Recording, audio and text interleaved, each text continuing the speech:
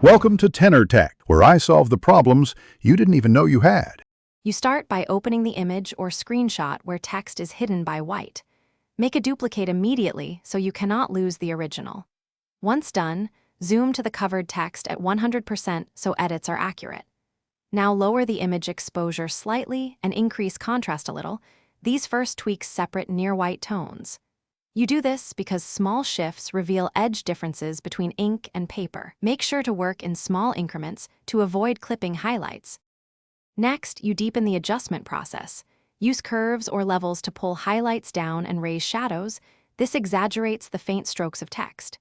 If that doesn't show enough, invert the image. Inversion often converts near-white ink into visible dark marks. Once inverted, try blending a duplicate layer using multiply or difference to emphasize stroke contrast. You do these steps because they amplify subtle luminance differences, and with patience, you will start to see letters emerge from the white. Finish by selectively sharpening and using dodge/burn tools to bring out tricky letters.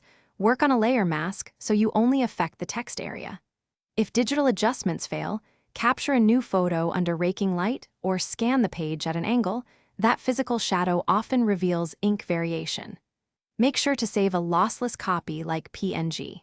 If things go wrong, try retracing faint lines on a new layer to reconstruct the text while keeping the original intact. Thanks for watching. Subscribe to keep your life in tune.